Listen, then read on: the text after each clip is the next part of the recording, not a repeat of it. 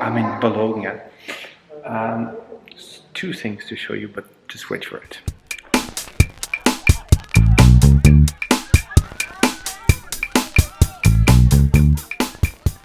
Number one, and I'm very happy for coming back on Laughing Museums. It's Gusto de Menapoi. I just left Padova, where I spent so much time in Padova. So my knowledge of Padova really increased. Yes, I know I look like a tourist, but again, tourist is the best thing you can do in life, right? So one Gusto de Menapoi, that I said, Ambrogio. It's pretty damaged, but it's beautiful painting. And really remind the beautiful Duomo that we have in Padova. Next thing you know is, of course, the polyptych you're looking at right now. This polyptych by Giotto. It's almost weird to look at a polyptych by Giotto. Why? Well, mostly because I've seen a lot of fresco.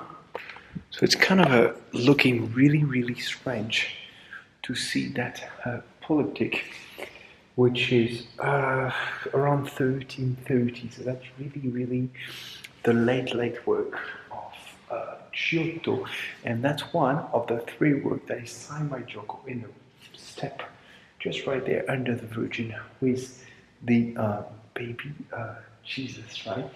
To be honest with you, my first impression is not super good. I've seen the emotion compared to the Chapel Scrovegni, but Scrovegni is kind of well less interested. I think that's probably what interests me the most about Giotto. They say at the end of his life he got rich, he married his three daughters. I'm just talking about memory, I haven't any notes on me.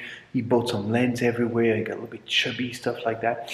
So I have nothing against being successful as an artist, of course, but I don't know, the emotion is not as great on this one. Nevertheless, that's one of the three Politico by Giotto, or the Polyptych by Giotto, of its late work, and I think that's still very interesting to have the luck to look at it, right? Just a few comments on this one. It's funny because the main characters do not interest me really much. For example, I don't know, the emotion right here of the Virgin is not crazy, but the Jesus right there is most interesting, but mostly the side characters like Hoffen and Giotto are really telling you a story, like the Mary Magdalena, for example, right here. The main thing do not interest me so much, but I think the genius of the circle, green, red, like you got a red and blue circles, those are really working the space very well. I love the massive key of St. Peter, of course, or the painted glaive of St. Paul. For example, on the St. Michael, the kind of globe he's holding in his hand is really interesting, and probably the face of that monster with kind of the lens in it, which is more of a stick per se than a lens. So there's some really like interesting find, or even God up there. I mean, look at that. Look at that God up there. It's really strange representation of God. Kind of a super small compared to the rest. Really interesting with a celeste globe as well.